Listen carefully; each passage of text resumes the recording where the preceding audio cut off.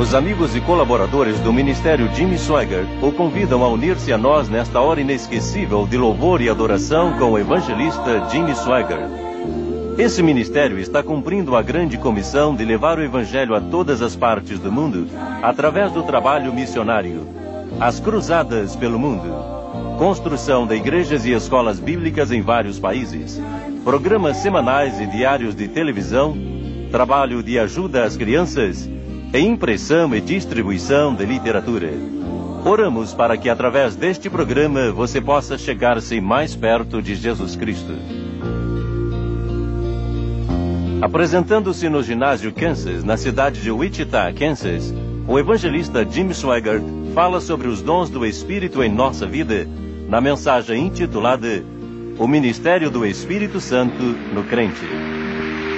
Una-se agora à multidão reunida no ginásio de Wichita, Kansas, para ouvir o evangelista Jimmy Swaggart.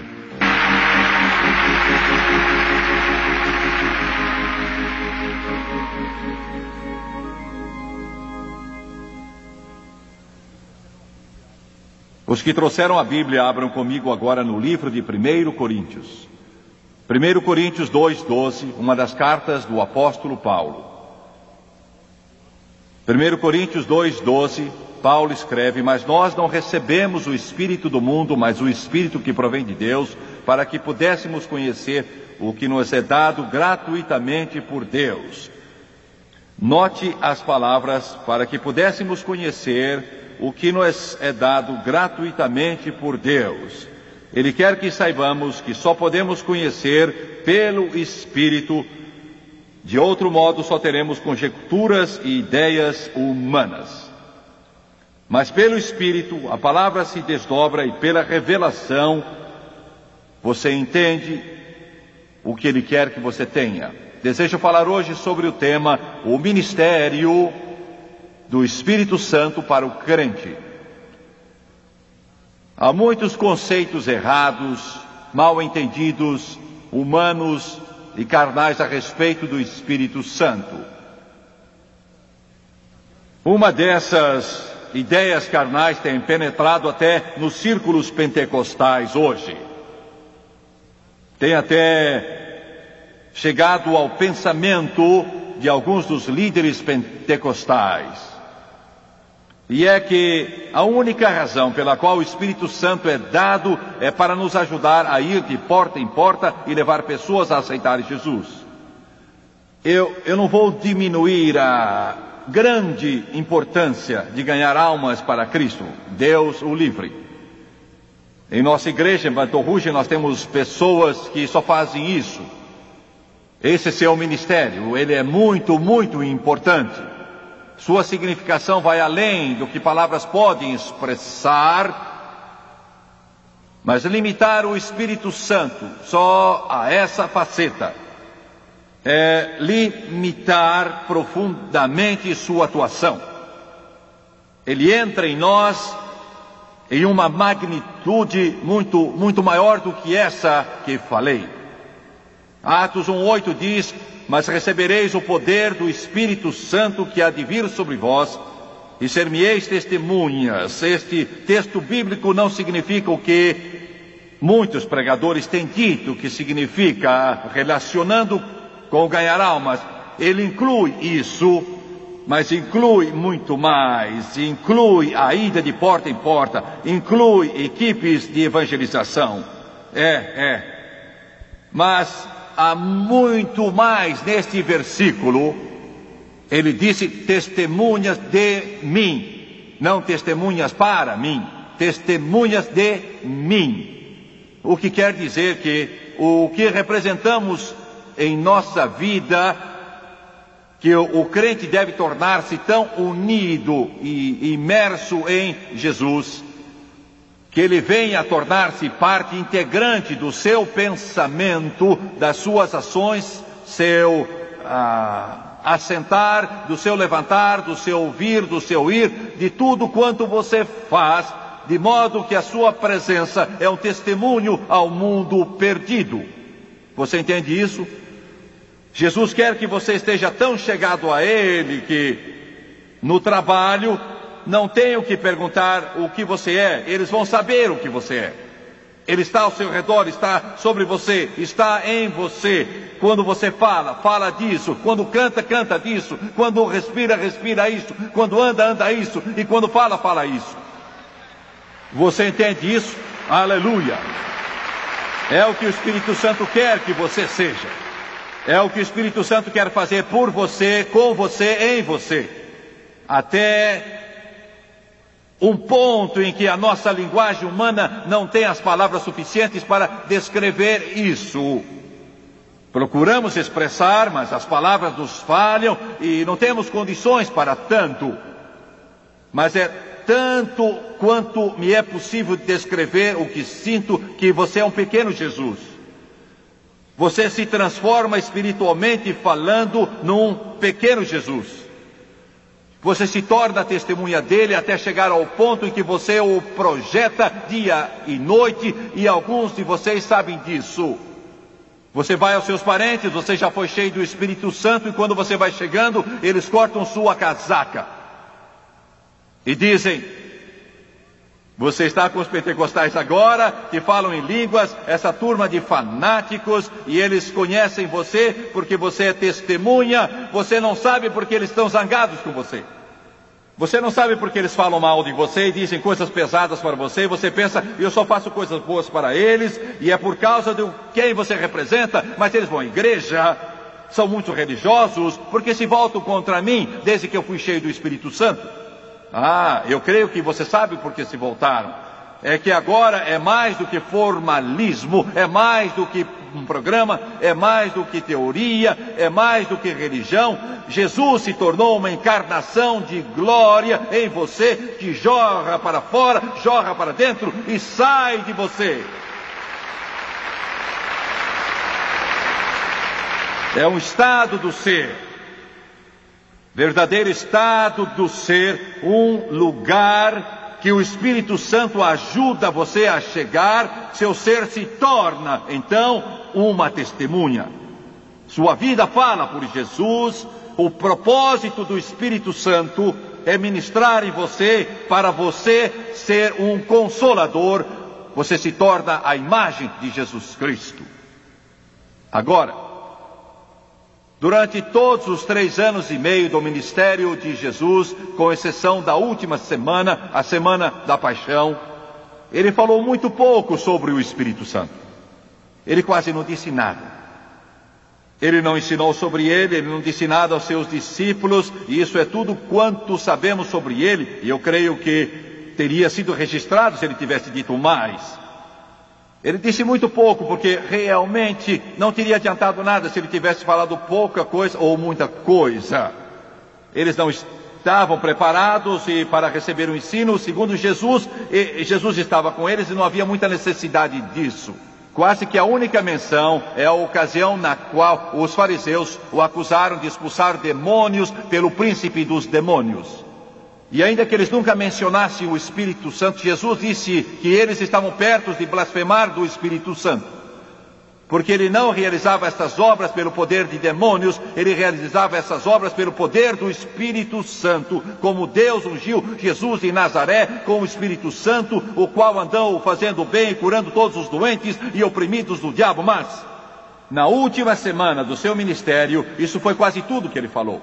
Na semana da paixão, ele ficou em Betânia com Lázaro, a quem tinha erguido dos mortos, e Maria e Marta, irmãs de Lázaro, com exceção de uma noite. Mas a maior parte do tempo daquela semana, ele ministrava em Jerusalém e voltava para Betânia, que ficava junto do Monte das Oliveiras, e voltava para Jerusalém. Na última semana, Jesus ensinou 100 vezes mais sobre o Espírito Santo a seus discípulos do que no período de todos os 3 anos e meio postos juntos.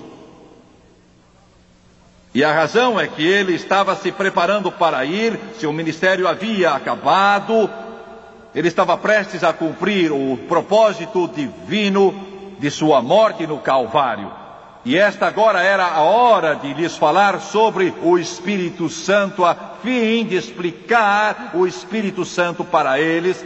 E se você ler esses capítulos 14, 15 e 16 do Evangelho de São João, você vai ver que, vez após vez, ele discorreu sobre o Espírito Santo. E nesses 3 capítulos, 14, 15 e 16, ele ensina muitas coisas.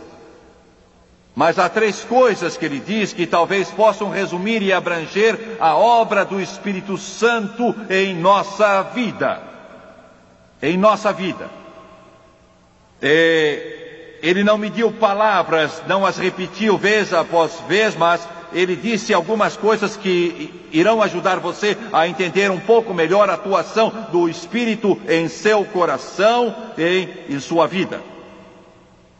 Em São João, capítulo 14, versículo 20, achamos a primeira.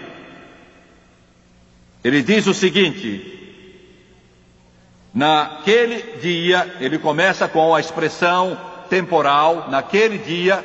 De que dia ele está falando? Ele está falando do dia que virá depois que ele morrer no Calvário, levantar dos mortos, experimentar a ascensão e voltar ao céu e mandar o Espírito Santo a eles, e o Espírito Santo agora passar a residir no coração e na vida dos crentes. Naquele dia, esse era o dia de que ele falava. Ele disse: naquele dia vós ireis conhecer. Note a terminologia: depois que o Espírito Santo vier, vós ireis conhecer. Note a expressão: vós ireis conhecer. Recebereis um conhecimento divino que será diferente e muito acima do que o mundo tem para oferecer. Conhecereis o quê? Será química, biologia, ciência, álgebra, bioquímica? Não. Mas vão conhecer as coisas do Espírito. Vão dar um passo à frente. Crentes cheios do Espírito Santo vão dar um passo à frente no conhecimento a respeito das coisas de Deus. Há alguma coisa quanto a isso que você sabe. Você não entende bem, mas você sabe, você sente no seu íntimo, você sabe quando o pregador está lá e está pregando e o Espírito Santo não está com ele. Você liga a sua televisão, você vai àquela igreja e o pregador não crê no Espírito Santo e ele prega e você sabe que está faltando alguma coisa. Como você sabe? Como você sabe? Você não sabe explicar, mas alguma coisa em você que sabe. Glória, aleluia, você sabe. Ele disse: conhecereis que estou em meu Pai, e vós em mim, e eu em vós. Mas irmão, há mais um ensino aqui. Ele disse: primeiro conhecereis que estou em meu Pai, e esta é a encarnação. Isso quer dizer que ele é Deus divino. Não só é um bom homem, não só uma figura histórica, não é só operador de milagres, não só um grande mestre, não só um grande profeta, ele é Deus. Pode-se perceber, universidades cheias do Espírito, de fato cheias do Espírito, nunca vão ter uma discussão, uma dúvida sobre a divindade de Jesus Cristo. Professores se levantando diante dos alunos para dizer: não sabemos, eles saberão. Você conhece essas coisas? Vindo de um certo lugar em Virgínia, há alguns anos atrás, de uma cruzada. Naquele tempo usávamos um DC-3, um veterano DC-3. O avião tinha 40 anos, creio, voando a uns 200 km por hora, a não ser que o vento atrapalhe. Um dia o vento era forte, vinha de frente, e eu olhei pela estrada e um dos nossos caminhões não passou. Ambos íamos na mesma direção e eles passaram à nossa frente.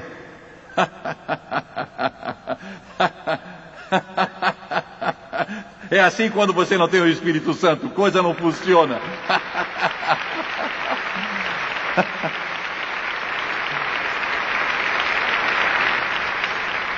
Tínhamos aquele velho DC-3, ele tinha voado na Segunda Guerra, mas isso não importa. E entramos numa série de tempestades, era uma faixa de uns 200 quilômetros de tempestades para atravessarmos. Estava chovendo tanto que não se podia ver aquelas luzes no extremo das asas, que acendem e apagam, não se podia ver. As camadas de chuva caíam como cortinas de água. E eu olhei para frente, estava aberta a porta da cabine do piloto e o radar não estava funcionando pela estática ou coisa assim, e estava balançando loucamente de lá para cá, só balançando, sem servir para nada. 37 pessoas tinham morrido naquela noite em aviões, naquelas tempestades. E eu estava convencido que o diabo queria nos matar. A chuva açoitando e o nosso DC-3 caía uns 50 metros e então subia de novo e voltava a mergulhar e o estômago subia na boca e eu ouvia o motor esquerdo querendo parar. E amigo, um medo gelado começou a subir pela nossa espinha acima e a gente sentia o estômago todo revirado. O motor cuspia água e esse velho veterano de guerra, aquele velho motor estava querendo parar. E eu sentia os poderes do inferno dizer: pegamos vocês. Eu estava ali, estava orando, e os outros também. Lá na Flórida, um dos meus amigos, Joe de Croto, ele e a esposa já tinham ido para a cama, porque já era tarde, e o Espírito Santo acordou. Jesus nos disse: conhecereis, humanamente não se explica isso. Ele se assentou em sua cama, semanas depois disso ele me perguntou, há anos que eu não o via, não me lembro de o ter visto. Ele disse: você teve algum problema? E me deu a noite em questão. Eu disse: amigo, tivemos muitos problemas. Ele sentou-se em sua cama, estendeu a mão e sacudiu a mulher e a acordou e disse: levante. Ela disse: o que é? Ele disse: eu não sei, mas o Espírito Santo está dizendo, Jimmy Swaggart, Jimmy Swaggart, Jimmy Swaggart, o Espírito Santo está me dizendo que ele está num avião e está tendo problemas. O Espírito disse: ajoelhe e ore e confie na resposta que Deus vai dar. Que coisa notável! Aleluia! A 2.000 quilômetros lá na Flórida, o Espírito Santo estava pondo meu nome na mente dele, e ele e a esposa prostraram a orar. Foi isso que Jesus quis dizer sobre: naquele dia conhecereis. Naquele dia conhecereis. Conhecereis, conhecereis, conhecereis. Glória a Deus. Ficaram orando até que a resposta veio. E a resposta foi bem estranha. O piloto de um 737 ouviu os nossos sinais, e através daquela estática, ele disse: estou ouvindo o seu chamado. E disse: sei que meu radar está em ordem, sei de uma abertura nestas nuvens. Ele disse: vou diminuir a velocidade do nosso Boeing 737 até chegar ao ponto mínimo. E o avião dele estava lotado. Ele disse: eu creio que vocês podem ficar comigo bastante para eu tirar vocês do meio desta tempestade. Eu não sei se um DC-3 já seguiu um jato 737 em toda a sua história, mas eles aceleraram os motores ao máximo e disseram: motores, andem em nome de Jesus. Glória a Deus, louvado seja o nome de Jesus, aleluia. E seguimos aquele 737 com as nuvens pesadas de ambos os lados, porque o Espírito Santo estava no coração do povo, e Jesus disse: conhecereis. Meu Deus, eu podia sentir. São os recursos que temos. Pobre das nossas igrejinhas de hoje, vagueando por aí, tentando fazer as coisas na carne. Deus nos ajude a ser cheios do Espírito, a ter o Espírito em nossos coros, a ter o Espírito nos nossos pregadores, nos professores da escola dominical, e ter o Espírito em nossas orações, e ter o poder do Espírito Santo em nossa vida. Conhecereis, conhecereis, conhecereis, conhecereis. São João 16:23. 16:23, Jesus fala de novo, e naquele dia diz de novo: não pedireis. Ele disse: nada me pedireis, porque ele ia mostrar-lhes Como pedir tudo que pedires ao meu Pai em meu nome, Ele vou-lo dar. Primeiro conhecereis, e segundo vós ireis pedir. O Espírito Santo quer ajudá-lo a orar e ter a resposta às suas orações. Vou dizer uma coisa, você de fato não pode orar, a não ser que o Espírito o ajude. João 16:13 diz, mas quando vier aquele Espírito de verdade, Ele vos guiará em toda a verdade, porque não falará de si mesmo, mas tudo quanto tiver ouvido, Ele falará e vos anunciará o que há de vir. Você pede, Ele lhe diz, Ele o ajuda. Glória a Deus. Você pede. Você sabe porque o povo pentecostal é o povo que mais pede no mundo todo? Essa é a turma do pedir tudo a Deus. Tudo mesmo. Antigamente as igrejas pentecostais eram fraquinhas e ficavam em locais escondidos. Agora elas são as maiores da cidade. Glória. Pedi. Alguém diz, você vai construir uma universidade, está doido? Você não pode fazer isso. Vai custar $100 milhões só para começar. Mas nós resolvemos que íamos pedir a Deus. Pedir. Sabe de uma coisa? Nós servimos um grande Deus. Enche-se do Espírito Santo. Peçam. Jesus disse, pedi e dar-se-vos-á. Buscai e encontrareis. Batei e abrir-se-vos-á. Deus não morreu. Deus está vivo. Pedi. Minha avó pôs isso no meu coração quando eu era menino. Martelou isso em mim. Ela cantava isso para mim. Ela orava para mim. Ela praticava em mim. Dizia Jimmy Swaggart. E eu me lembro do seu rosto, ela dizia, Ele é um grande Deus. Ela instilou em mim, ela bombou isso em mim. Deus não é anão, um Deus pequeno. Ele é um grande Deus. Ele é poderoso, Ele é maravilhoso. E ela dizia, Jimmy Swaggart, ele pode fazer qualquer coisa. É capaz de fazer milagres. Capaz de fazer tudo que você pede ou pensa. E Ele o fará por vocês. Peça, porque Ele é grande. E peça muito. Nunca esqueci disso. Ela dizia, peça. Não peça pouco, peça muito. Ela me ensinou. Quando nós casamos, não tínhamos nenhuma bicicleta. De fato, não tínhamos nenhuma bicicleta. Quando Dani nasceu, eu ganhava $30 por semana. Não tínhamos um seguro hospitalar, pagávamos o médico e nunca tomamos emprestado. Vocês me dizem, $30 valiam mais do que hoje. Mesmo assim era muito pouco dinheiro. $30. Já vendi 13 milhões de discos desde então. E fora meu salário, tudo, as porcentagens, as comissões, cada dólar vai para o trabalho de Deus, tudo mesmo. E eu aprendi a confiar muito. Naquele tempo andávamos a pé, tudo a pé. Eu só estava começando a pregar, pregando os primeiros sermões. Minha avó, um dia, eu costumava ir todas as tardes para orar quando saía do serviço. Trabalhava no ramo de construir casas. E eu costumava ir, e ela, um dia, ela era muito caprichosa em tudo. Nunca foi relaxada, tinha tudo em perfeita ordem.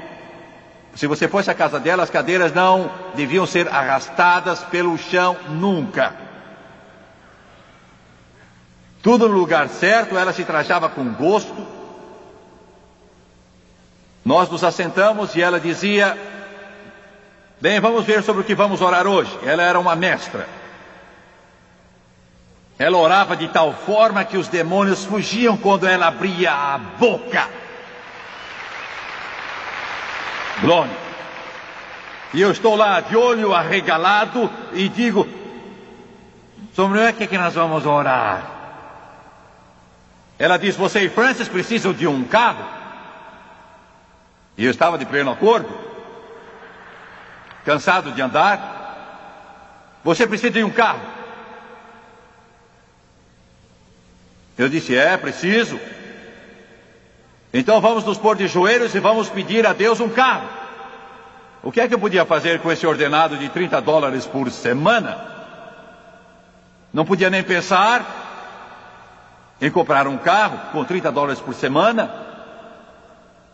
Mas minha avó se pôs de joelhos e disse, vamos confiar em Deus e Ele vai dar um carro a você. E queremos um que gaste pouca gasolina. Glória, ela era uma boa vendedora, graças a Deus. Queremos um que não quebre toda hora. Agora vamos nos ajoelhar e pedir a Deus. Eu me ajoelhei, ainda me lembro da casa, não existe mais, mas posso ver em minha mente, ela se ajoelhando ali, ela sempre, até ficar cansada, ela sempre se ajoelhava de costas retas, olhando para o alto. Era como orava. E ela começava a orar, ela estava orando e eu estava orando. Eu fazia uma oração bem comum, mas ela orava com fé e eu falava. Do que é que está falando? Vou lhe dizer o que eu estava falando. E eu fui bem humilde. Eu disse, Jesus, preciso de um carro. Preciso de um carro bom. Quero que me faça isso, faça aquilo e mais aquilo. E então eu continuava a oração. Mas se não queres que eu tenha um carro, eu não quero o carro. Vocês estão percebendo o rumo agora? Se não queres que eu tenha o carro, Senhor, eu não quero o carro. Eu estava começando a pregar em reuniões pequenas e eu pedia caronas lá e ficava eu à beira da estrada pedindo uma carona para Jesus. Oh, gente, parecia tão bom que eu estava falando. Eu disse, Senhor, eu vou de carona para as reuniões e Francis e eu vamos andar. E de repente eu pude ouvir a minha avó me dizendo, pare, pare, pare, pare, pare. Alguém já fez isso quando você estava orando? E eu achava que estava certo, eu ficava à beira da estrada com a sola dos sapatos furada, pedindo uma carona para Jesus, com as minhas calças remendadas. Ela virou-se e me disse, Jim, filho,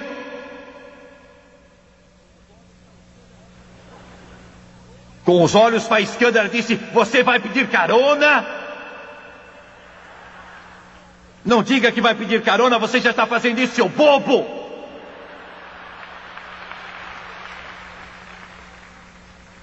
Você já tem as roupas remendadas, seus sapatos já estão furados, você não tem nada de fazer isso, já está fazendo. Precisamos de um carro. Agora ajoelhe-se de novo e ore direito. Louvado seja Deus! Glorificado seja Deus. Glória a Deus. Ela me parou. Graças a Deus me parou. Amigo, me voltei para ela e ouvi dizer, Jesus, esqueça tudo o que ele disse, não dê atenção nenhuma, é conversa fiada, ele não sabe o que está falando, agora vamos começar de novo. Jimmy, ore direito. Naquele dia pedireis, naquele dia pedireis, naquele dia pedireis. Eu aprendi muito com ela. Se não fosse isso, não teríamos esse ministério hoje, ao redor do mundo. Vocês já me ouviram pregar em japonês? Pois vale a pena ver. É um negócio.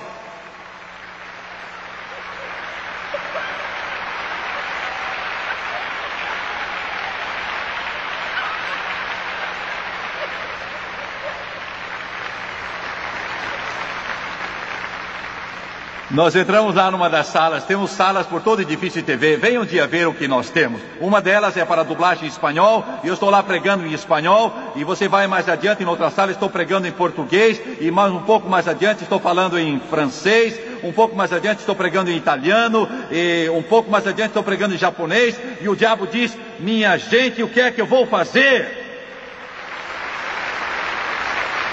Mas naqueles primeiros dias, aquela senhora grisalha, cheia do Espírito Santo, pôs em meu coração, em minha alma, pôs em meu espírito. E disse-me, Deus, peça. Peça a Ele. Nós não teríamos este ministério, não estaríamos construindo igrejas e escolas bíblicas por todo o mundo, na base de $1 milhão por mês, se não tivesse sido por ela. E em 15 dias eu tinha um carro. 2 semanas.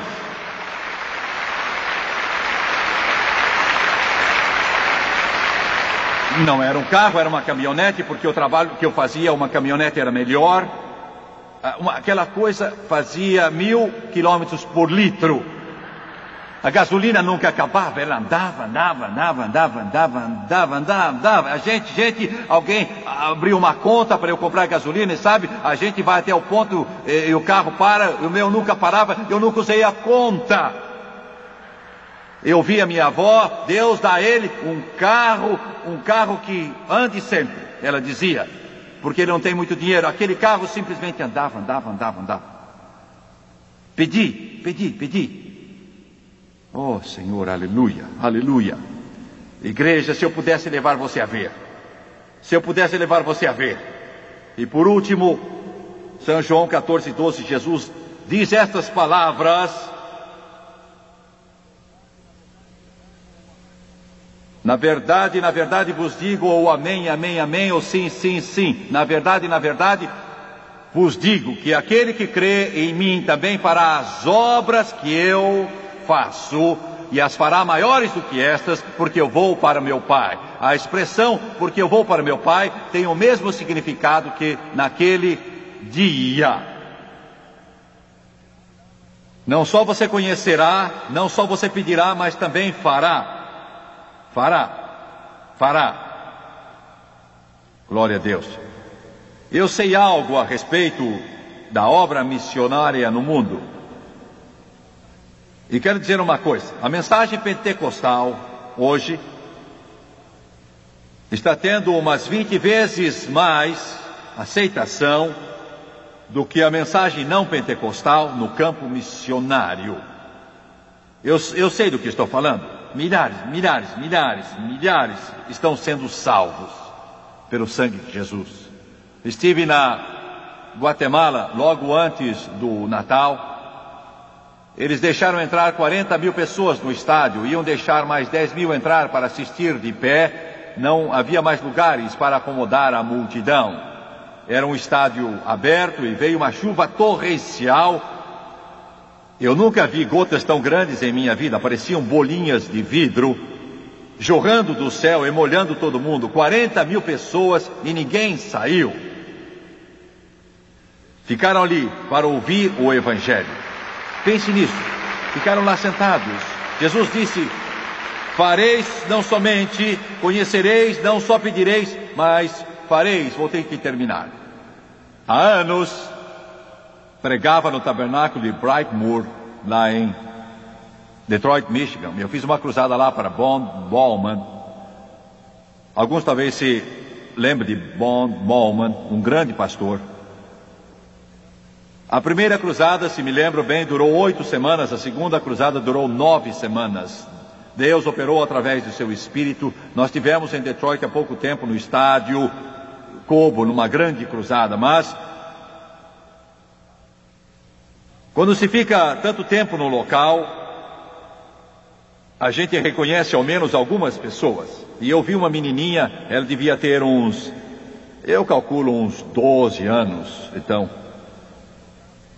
E a razão talvez de eu a ter notado é que ela tinha um capote surrado, foi por isso que ela me chamou a atenção. Parecia que há 10 anos atrás já era velho, e você não encontraria quem quisesse usá-lo, mesmo que ele fosse de presente, era mesmo um farrapo. E foi durante os meses de inverno. E eu observei porque ela estava sempre com ele. Mesmo dentro do prédio, e o prédio era sempre aquecido, e com o auditório lotado ficava ainda mais quente, ela não o tirava. Ela ficava com ele o tempo todo. Era uma capa do tempo do onça e era de chamar a atenção. E eu descobri mais tarde porque ela não o tirava. Ela simplesmente não tinha o que vestir e ela sentia, sabe como as meninas sentiam vergonha? Vivia na pobreza. O pai dela era dado ao vício de beber. E sua mãe fazia o que podia, mas eles não tinham nada. E eu descobri isso mais tarde. Ela começou a vir às nossas reuniões. Eu fiquei sabendo que ela pegava uma carona quando alguém vinha para aquele lado da cidade. E quando não, aquela garota saía no meio da neve, no frio. E fica escuro lá onde ela mora, às 5 horas, no tempo do inverno. E pedia carona. Perigoso como é, e assim chegava às reuniões. Creio que ela não perdeu muitas noites. Sabe por quê? Sabe por quê? Jesus mandou pregar o evangelho aos pobres. Ela não tinha nada.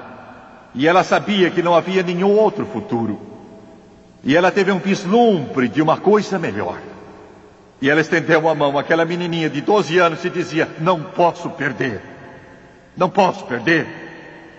Não posso deixar que isso escape. E ela começou a vir àquelas reuniões. Uma noite ela veio. Culto terminado. Havia gente ainda orando na frente, algumas pessoas. Eu não sabia que horas eram, seriam umas 10, 10 e meia da noite. E essa menina subiu, talvez fosse a metade da altura. E agora eles construíram uma igreja nova, linda lá, mas aquele era o tabernáculo antigo. E eu disse: querida, o que você quer? Porque ela tinha olhado para mim, eu sabia que ela queria algo. Ela disse: Jimmy Swaggart, eu tenho ouvido pregar noite após noite, após noite. E ela disse: eu creio que Jesus pode fazer o que você disse que pode. E ela disse: eu sou cega do olho direito. Eu olhei para ela, era leitoso, e eu disse: querida, você não vê nada? Ela disse: não, com esse olho. Eu perguntei se nasceu desse jeito, não me lembro o que ela disse, mas então ela disse que eu desejo que Deus o abra. Eu sei que muitos pregadores podem dizer muita coisa, mas eu vou ser sincero, eu nunca tinha visto um cego ser curado em minha vida. Tinha ouvido falar, tinha lido, eu li a respeito de Bartimeu e tremia, mas eu nunca tinha visto. Eu cria que Deus podia, e creio hoje, mas nunca tinha visto. Eu disse: querida, você crê que Ele pode? Gostaria de dizer que foi a fé de Jimmy Swaggart. Não estou tentando ser humilde ou mostrar falsa modéstia. Estou dizendo o que eu creio no meu coração. Não foi minha fé, foi a dela, da menina. Ela disse: eu creio. Eu orei por ela. Não vou dizer que sentia algo, um grande impulso do Espírito. Isso foi há muito tempo, mas quando eu a ungi com óleo e orei por ela, ninguém prestou atenção. Havia muita gente orando e gente conversando e confraternizando. Eu acabei a oração, ela foi embora. Eu me virei. Eu acho que estava conversando com alguém. E Bruce Gunn, que era pastor auxiliar e ainda é um dos homens mais piedosos que conheço, um crente, consagrado, dedicado a Deus, estava lá no canto orando com algumas pessoas. Ele não era um homem emotivo, mas ele gritou, e com isso chamou minha atenção. Ele disse: Jimmy Swaggart, pare tudo aí, e todos escutem. E a igreja inteira, como eu disse, o culto encerrado, todos pararam. E ele disse: houve um milagre. Glória. Ele disse: esta criança teve o seu olho aberto. Ele a conhecia muito bem, eu não a conhecia, ele a conhecia. Ele conhecia. Ele a veio trazendo. Ela estava com o seu velho capote. Ele veio trazendo-a para mim. E eu estava tremendo. Eu estava tremendo tanto que não podia falar com ela. Eu disse: querida, você pode ver? Você dirá: mas isso não foi fé? Bem, você abra olhos de cegos.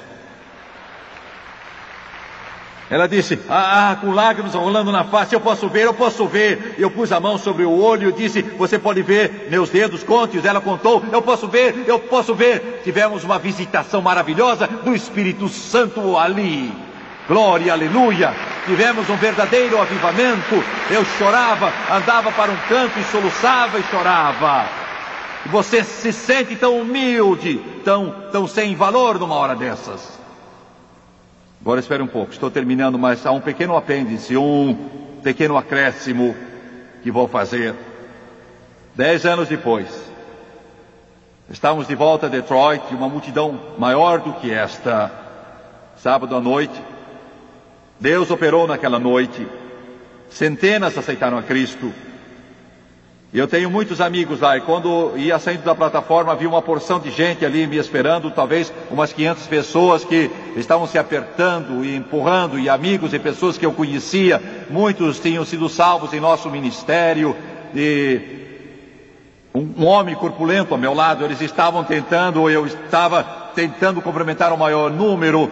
Eu olhei e vi uma jovem de uns 20, 22 anos.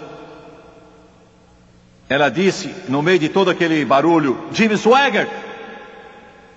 E ela chamou 3 ou 4 vezes, eu afinal pude ouvir, e olhei ao redor, e essa jovem estava ali perto de mim, a uns 2 ou 3 metros. Bela jovem, cabelo castanho. Eu olhei para ela, ela disse, estava ali, como eu disse, gente por toda parte.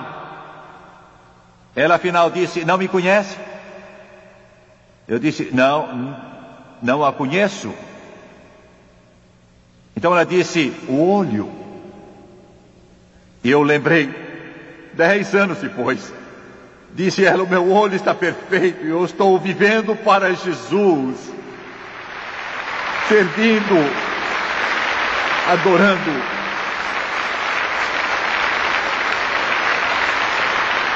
Eu saí daquele lugar, não pude me conter. Eu soluçava, tentando esconder. Eu não a vi, eu não me vi, eu vi Jesus. Ele disse, vós fareis,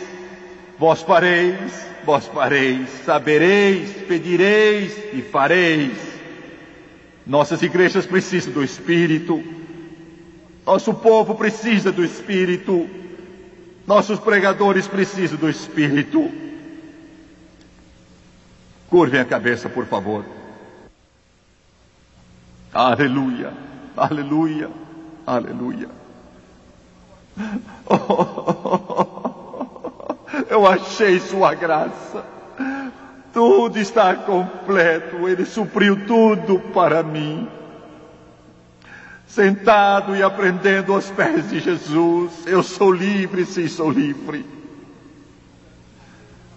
Senhor, toma estas palavras hesitantes e grava-as no coração do povo que aqui se encontra. Oh Espírito de Deus, sim, flui em mim. As cabeças curvadas, olhos fechados. Quantos aqui podem dizer, Jimmy Swaggart, estou salvo, sei que estou salvo, não tenho dúvida nenhuma, eu sei que estou salvo, mas ainda não recebi o dom do Espírito Santo. Você quer orar por mim? Eu quero ser cheio do Espírito. Eu ainda não fui batizado no Espírito Santo. Levante as mãos com evidência de falar em outras línguas, conforme o Espírito me conceder. Levante as mãos, por favor. Em todo o auditório, não quero constrangê-lo. Levante-as, levante-as, levante-as. Pois bem, quero que todos aqui se levantem. Por favor, todos levantem. E eu quero que cada um de vocês que erguem as mãos aqui, lá de cima, embaixo, dos lados, todos os lugares, quero que você venha. Quero que você venha à fonte. Quero que você venha ao poço. Quero que você venha ao rio. Quero que você venha e fique de pé aqui. Venha agora. There